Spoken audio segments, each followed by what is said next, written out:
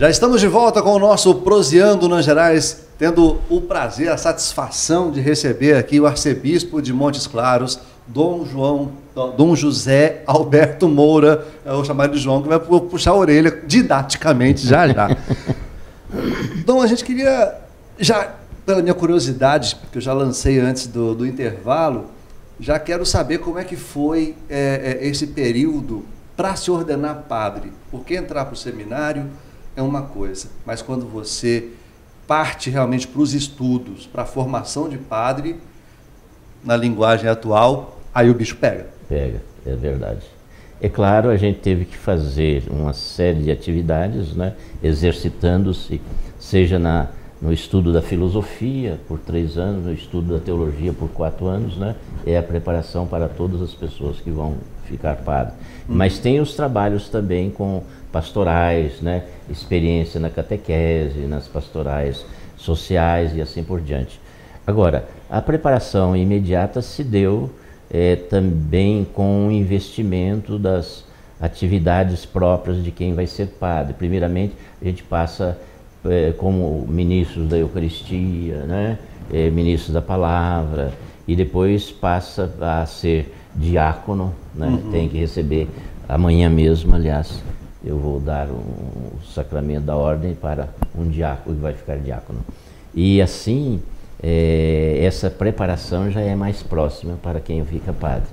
E depois a gente combina com os superiores, no caso eu sou membro de congregação religiosa, fiz antes de ser padre, durante o seminário ainda, os votos de pobreza, castidade e obediência. Então, como um religioso específico a gente faz isso. E isso é uma ajuda muito grande também, porque a gente tem a formação para isso, para viver os votos religiosos. E aí a gente combina com os superiores religiosos e com o bispo, onde a gente vai ser ordenado, né? Então eu fui ordenado na minha própria terra, eu pedi que era bispo de lá, né? De Tuiutaba. Era bispo de Uberlândia. Tuiutaba pertencia à diocese de Uberlândia. Depois ficou separado, né? Agora já tem bispo próprio de Tuiutaba. Então ele me ordenou padre lá, que hoje é a catedral, né, de São José, em Tuiutaba. E lá, é até um fato curioso, fizeram umas faixas, né, me saudando, e uma faixa estava escrito: será ordenado padre José Alberto Moura. E um moço perguntou para mim: você vai receber ordenado, né? Não entendi absolutamente nada de ordenação, né? Ordenado desse é bom. Falei, não, eu vou receber sim. Uma curiosidade, voltando no tempo da escola, tem algumas coisas que realmente não dava aquela vontade de estudar, não entrava na cabeça.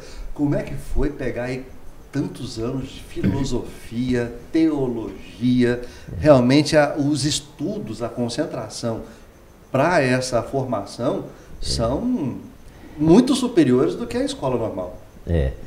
No entanto, a gente foi formado numa disciplina, né? Horários, e tinha horário em que a gente tinha que ficar estudando ou fazendo as obrigações de escola, né? E então a gente se treinou muito para isso, né? Agora tinha momentos que eram por exemplo, de lazer, jogar futebol, outras coisas, e tinha momentos de trabalho manual no seminário, fazer limpeza. Lá mesmo eu me lembro, a gente até furou uma fossa grande que a outra já estava entupida, e aquilo lá exigia picareta. A gente furou na pissarra, é uma terra dura, trabalho braçal pesado. Até isso a gente fez. Eu armei no seminário também um grande barracão que eu ganhei dos amigos, né, as peças, montei as tesouras de 13 metros, eu mesmo montei lá coisas, fiz o telhado e aí arranjei dos amigos doação. Um me deu uma serra elétrica já usada, outro me deu uma, como se diz, raspadeira da coisa, né, lixadeira e assim por diante. E aí eu comecei a fazer móveis também no seminário. Móveis? Para ajudar, né, desse jeito. Meu amigo, minha amiga, se você está precisando reformar a sua casa, remobiliar, ligue para a Arquidiocese. Então, no seminário, a gente tinha uma variedade de coisas, né? E depois passava, às vezes, as férias juntos, numa fazenda, né? E assim ia, né? Então, era até divertido. A gente fazia algum campeonato de futebol também no seminário, sabe? E eu me lembro, uma fase do seminário foi em Ribeirão Preto, onde eu morei, no estado de São Paulo. Outra fase em Campinas e assim por diante. Então, em Ribeirão Preto, nós tínhamos um campo grande lá e chamava, porque lá tinha 2 times na cidade, profissionais. Sim. E a gente os chamava e eles iam jogar lá. E a gente, às vezes, jogava até contra eles. E tinha time bom nosso, sabe? Tinha uns bons jogadores. Eu era mais ou menos, eu jogava mais na defesa. O pessoal aí da Ponte Preta perdeu um atacante, olha só, pensa bem um negócio desse. E da Ponte Preta, em Campinas, uma vez eu fui o reitor dos seminaristas, né, depois de padre, e encostado ao Moisés Lucarelli, lá, da Ponte Preta, em Campinas. Era, e dava pra gente ver da casa o jogo lá. Assistia de camarote. De camarote. Como é que foi receber a sua primeira igreja? O ordenado padre falou assim, padre, essa paróquia é sua. Sim, o superior, logo que eu fui ordenado padre, falava, agora você vai para São Paulo, trabalhar lá na paróquia. E eu fui. E fiz muita amizade, eu gostei muito lá de São Paulo, sabe? E trabalhei lá 2 anos como padre. Então eu, assim, cuidei muito do grupo jovem, fiz uma sede para a juventude lá naquela paróquia, sabe? Então atraía muitos jovens para a igreja. Foi muito interessante essa experiência, né? Além de a gente fazer tudo que o padre faz na paróquia, né? As celebrações, palestras. Eu dava muito palestra para jovens em encontros que a gente também promovia, não é? E então era gratificante também. E isso realmente é trabalho que não acaba mais. Que não acaba, atender pessoal, né? E as pessoas com seus problemas para a gente orientar, né? Então a gente via que a gente estava dando a própria vida para servir o próximo naquilo que é o sentido humano e religioso da vida. Como é que é para o padre, de repente pode ser bom por um ponto de vista ou ruim por outro, porque o padre também não fica muito tempo em uma cidade, geralmente, ou até às vezes dentro da própria cidade, mas mudando de paróquias. Como é que é isso para o padre? Sim, é um pouco difícil, porque você está acostumado ali, tem que deixar tudo para começar no outro lugar. Mas por outro lado, também isso é bom, porque recicla a pessoa, senão fica na mesmice sempre, né? E é bom para a comunidade também. Então existe uma determinação da igreja no Brasil, que diz que o chefe da paróquia, o pároco, tem que ser mudado mais ou menos a cada 6 anos. Então, isso é bom. E eu tive muita experiência na minha vida disto, né? E tive que colocar em prática também como superior que eu fui da minha congregação religiosa no mundo todo. Sim. E depois como bispo, que já são 28 anos também, eu sempre tenho que, às vezes, trocar o padre. Isso é um trabalho árduo, porque existem as reclamações, seja das dificuldades do padre, seja parte do povo também, mas todos têm que compreender que a gente está exercendo uma missão que tem regras, né? A gente tem que obedecer também. Tá aí uma curiosidade, como é que é isso? De repente você tem que mudar o padre. Às vezes o povo reclama, não, mas esse padre aqui é bom demais, eu não quero que ele saia daqui. E outros, antes de vencer os 6 anos, já não bispo, você não pode trocar o padre, esse padre é chato, tá aqui, tá, isso acontece. Porque cada um tem uma personalidade, não é? Um é mais introvertido, outro mais extrovertido, né? Um é mais assim, popular e outro é mais cheio de etiquetas, né? Isso é normal, né? Porém, o rodízio ajuda. O que não está muito bem, depois vem outro que pode estar melhor, né? E se está bem, por que não deixar de fazer o bem também em outros lugares, né? Sim. Então a reflexão que eu trago às vezes para o povo. E ao mesmo tempo, mesmo que o padre ache meio ruim, né? Com o tempo ele se acostuma no outro lugar. Tem vários que já vieram me agradecer, ó. Foi muito bom o senhor ter me trocado. Eu não queria, mas agora está melhor ainda. Né? Então acontece isso. E na minha vida também pessoal, eu como padre, eu tinha que obedecer. Por exemplo, aqui é o 11º lugar onde estou morando. Eu já morei em muitos lugares. Né? E o superior achava que precisava em outro lugar. Aí a gente ia. Por exemplo, teve uma época que, como padre, eles me deram o encargo de ser o promotor vocacional. onde tinha os padres da minha congregação no Brasil todo. E eu rodava mais do que notícia ruim por aí de carro. Vinha de São Paulo, passava por aqui, ia para Bahia e assim por diante. E fazia sempre encontros com jovens sobre o aspecto vocacional, para a reflexão sobre a vocação. Então, assim eu mandei muita gente para o seminário, que ficou padre depois também. Foi interessante. Eu já fui reitor do seminário também, seminário maior da congregação em Campinas, São Paulo, né? Fui professor no interno do seminário, filosofia. Fui professor na universidade, PUC de Campinas, na Universidade Católica de Brasília também fui professor. Fiz a congregação, fica sócia lá da universidade.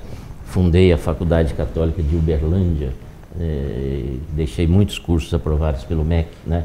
E assim, também nessa área, né? Eu me coloquei já também na área da pregação para os próprios padres, né? Para muitas dioceses eu preguei para o clero.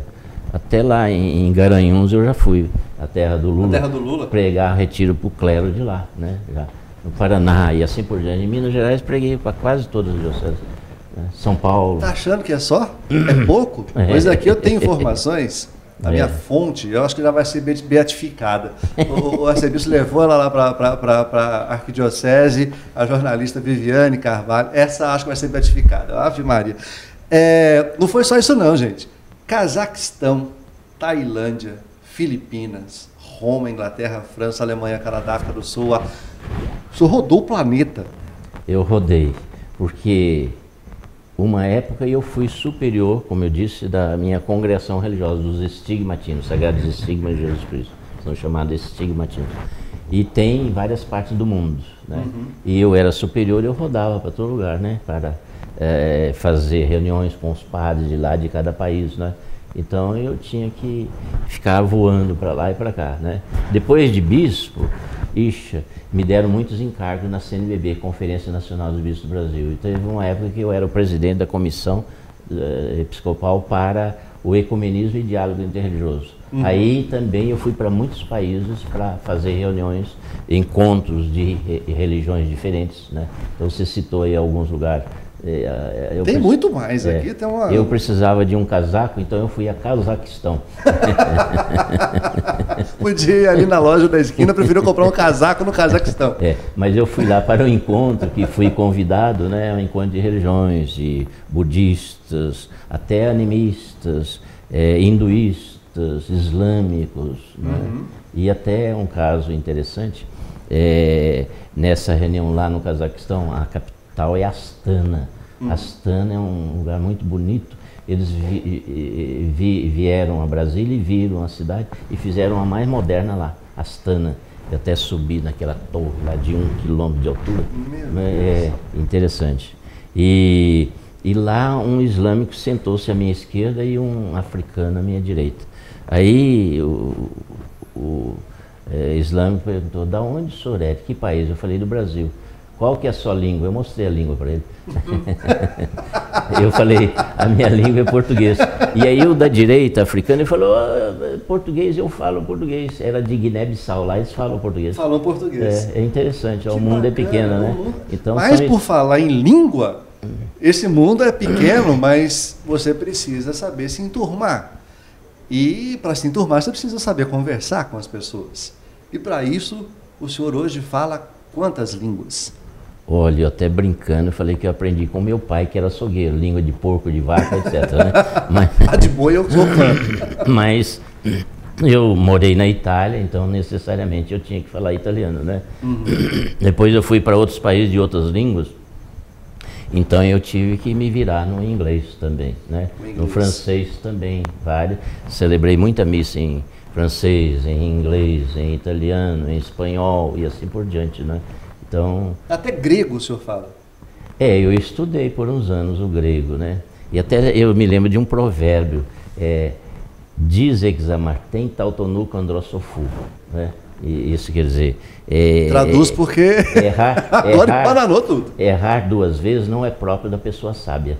Então, esse é um ditado em grego. E assim por diante. Traduzindo para o português, errar é humano, repetir o erro é burrice. Isso mesmo. Em todos os casos, deu para a gente, porque a gente estudava o o grego para compreender também a língua, que tem uma parte que foi traduzida para o grego da Bíblia. Então eu lia a parte em grego e ao mesmo tempo em latim, né, do Novo Testamento. E eu até tenho um livro lá assim. Então, para a gente compreender melhor a origem da onde... O latim, ele é básico, ele é fundamental para quem se ordena padre, saber o latim. Olha, hoje se estuda pouco, mas se estuda, pelo menos tem uma noção. Antigamente se estudava mais. E se todo o povo estudasse latim, nós teríamos mais gente que fala melhor o português, porque o português vem de lá. É a origem da língua. E não só por causa da escrita ou da fala do português, mas por causa da reflexão, porque o latim é uma língua muito lógica e ajuda a pessoa a refletir, né? Então teríamos mais facilidade. Tinha no Brasil, mas tiraram o latim, não porque as pessoas fossem pensar que fosse padre depois. Não é só padre que estudava latim, não, também o povo. Então isso faria até um bem para o português e para a reflexão. Hoje em dia a gente só ouve latim quando é o padre ou quando é advogado, né? Que tem os furibus da vida, os pacos obiscum ali e mistura tudo. A gente já está com o tempo estourando aqui desse segundo bloco, mas eu tenho uma pergunta para deixar no ar. Dom José Alberto Moura, se a gente começar o nosso terceiro e último bloco, não é o The Voice Brasil, mas pedindo para o senhor cantar para a gente, capela, sai uma música, de repente até internacional? Olha aí, viu? Vocês vão saber daqui a pouco, depois do intervalo. Segura aí, que eu joguei essa bomba, vamos ver se ela explode. Até já.